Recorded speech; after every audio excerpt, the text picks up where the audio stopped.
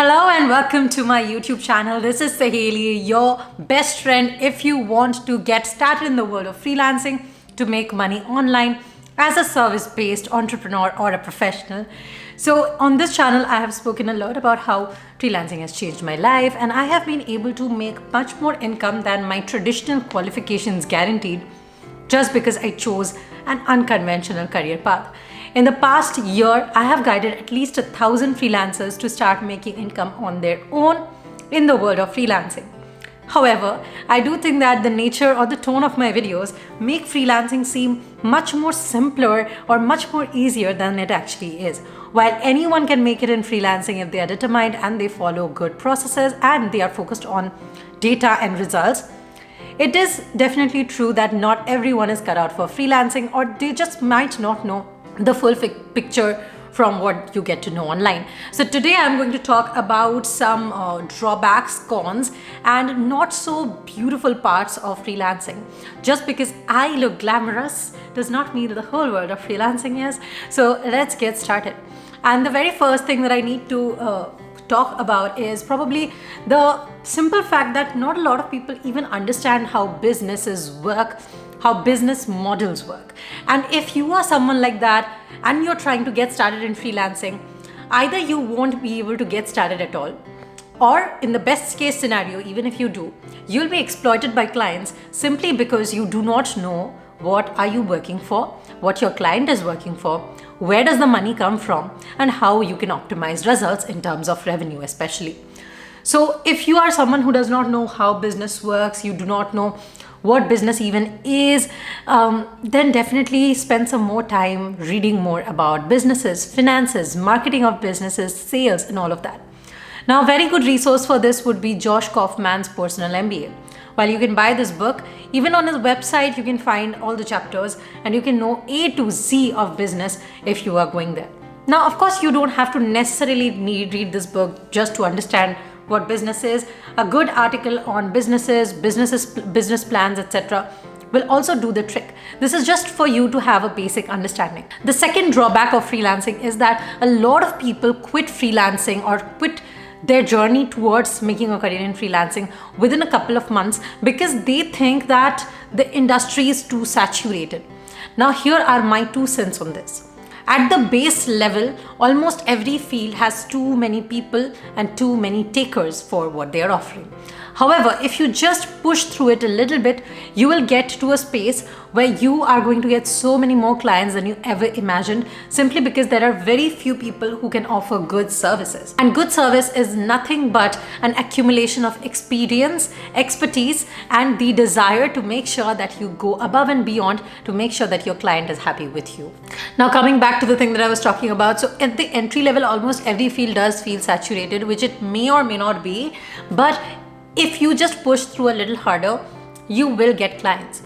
I heard something that was a really hard pill to swallow once, and it was something along the lines of, if there's a business and other people are making money using that business model, but you aren't, the problem is not the business, the problem is with you.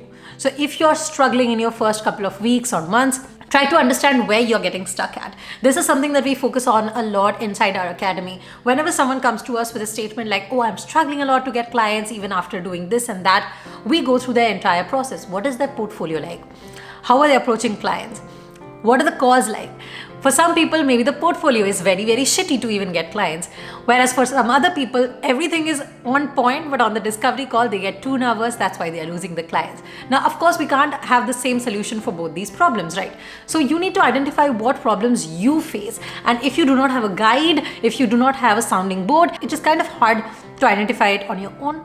But yes, if you can just identify where people are dropping off, it should be good enough. So yeah, don't worry too much about the saturation part at all if you're determined to make it work. The next part is about 6-figure skill sets. We all keep hearing about things like high-paying skills that will pay you in 6 figures and all of that. Even I make content around that, and it's true. However, not everyone has enough skills or is not just as there yet to charge that high always.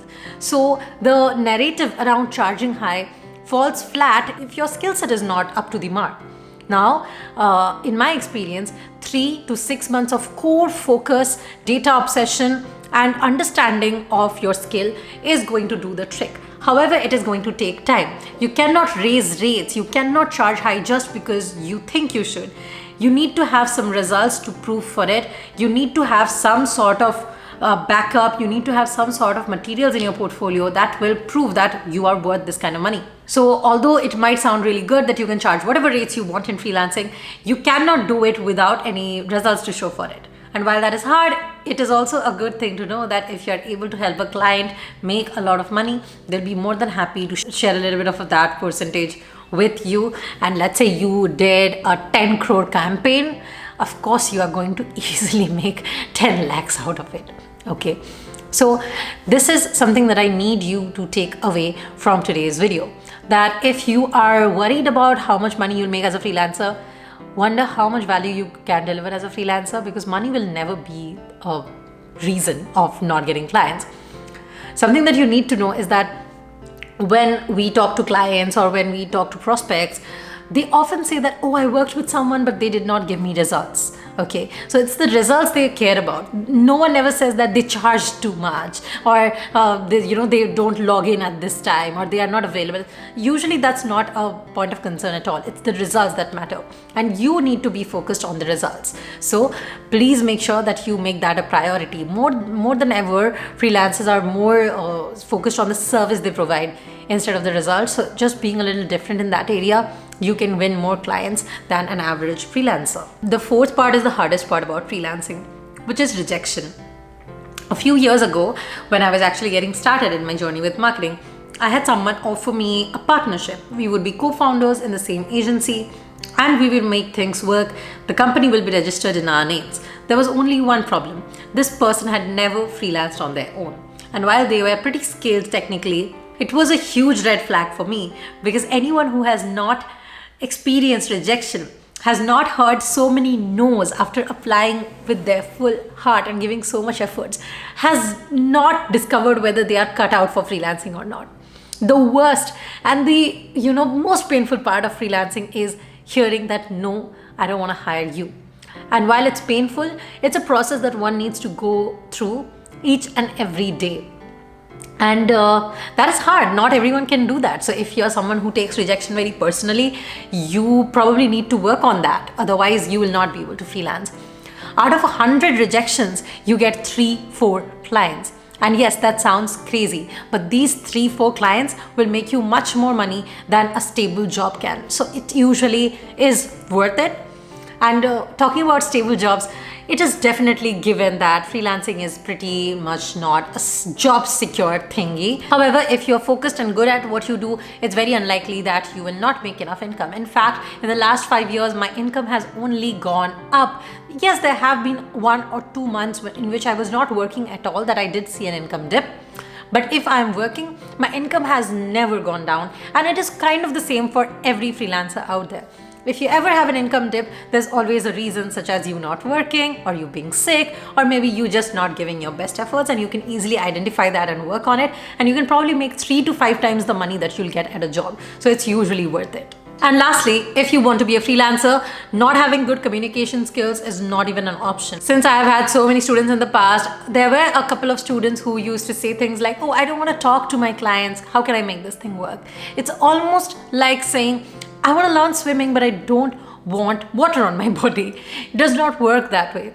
If you want clients, you need to tell them what the value of your offer is, especially at the base level. If you're at a high level, if you just have a landing page, people signing up and all of that, then that is a different thing. But to get there, you need to go through this first, right? So good communication skills is very, very important. We did do a sales masterclass, which I'll link in the description below, if you are interested in improving your sales skills and communication skills when it comes to getting more clients. But this is one part that you just cannot ignore, just cannot compromise on. So make sure you learn more about it. And yeah, that would be all for today's video. I hope that you like this coffee chitty chatty video. And yeah, let me know what video you want to see from me next about the world of freelancing. I hope that you noticed my ear cuff. It's a super, super pretty ear cuff that I got to prove that freelancers are not boring. We have very interesting lives and we can be gorgeous if you want. Just that we would rather be in our pajamas all day and not get dressed up for making a video. And yeah, if you enjoyed this video, make sure you're subscribed, and I'll be back with another video next week. Until then, bye bye.